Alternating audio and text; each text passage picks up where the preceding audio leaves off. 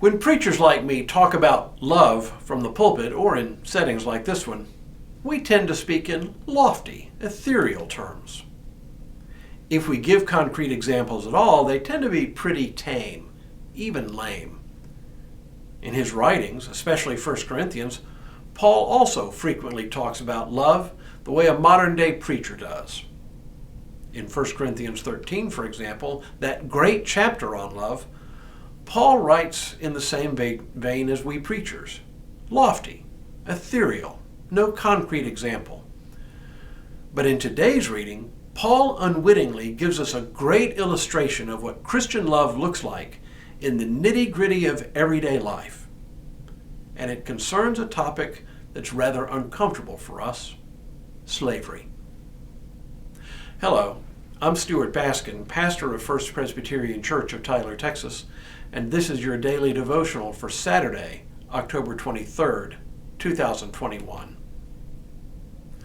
Paul's letter to Philemon is different from the other letters of his that we find in the New Testament. This one is written to an individual as well as to the congregation that meets in his home. The issue behind the letter is simple. Philemon's slave, Onesimus, has run away and sought refuge with Paul. How this happened and why, we don't know, and Paul doesn't say. We're just reading Paul's mail, after all. He assumes his recipients know the backstory, so he doesn't need to repeat it here at all.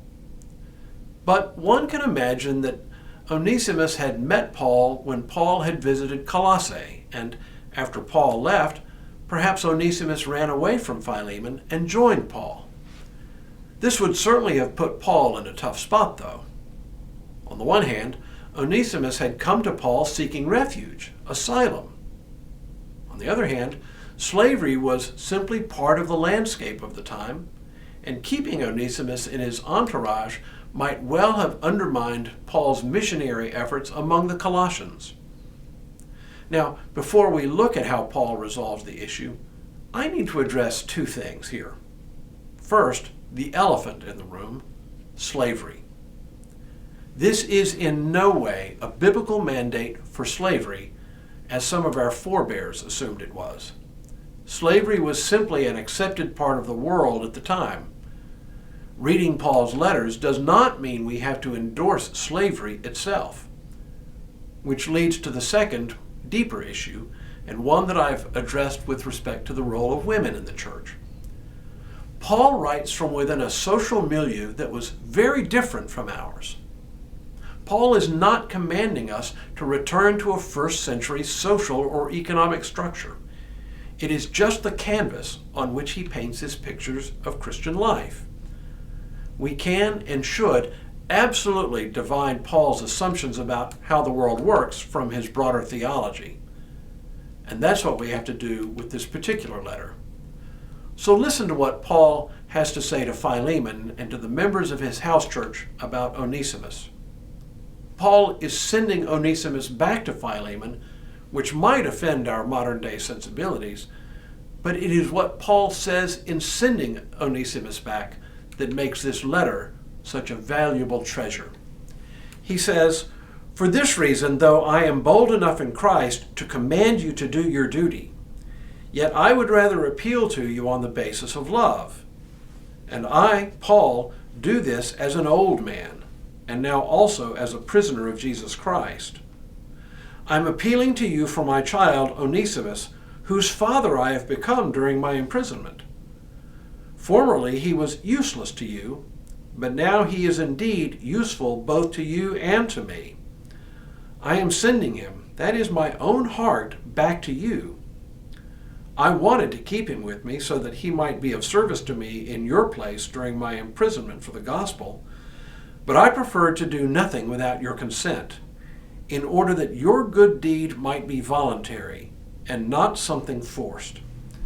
Perhaps this is the reason he was separated from you for a while, so that you might have him back forever, no longer a slave, but more than a slave, a beloved brother, especially to me, but now much more to you, both in the flesh and in the Lord." This is love in action. In a very concrete, specific situation, Paul tells us what love requires in this particular case. It means receiving Onesimus back into the household and, far from exacting punishment, welcoming him as a brother in the faith. Does that mean Onesimus would resume his role as a slave? Perhaps. But it also means that the fundamental relationship between Philemon and Onesimus would have to change, and change dramatically. The power dynamic of master and slave would have to give way to a new relationship, one based on the rule of love. And in this, Philemon and Onesimus would have to be equals in the faith. If you want to know what love requires in a concrete situation, you could hardly do better than to read this short little letter. When we return on Monday and for the next few weeks, we'll work our way through the Revelation to John. Don't worry though, it's not a scary letter. Once you grasp the underlying meaning of it, it becomes relatively easy to understand. And hint, no, it's not about events in our day. But for now, may God continue to bless you and keep you in all that you do, this day and in all the days ahead.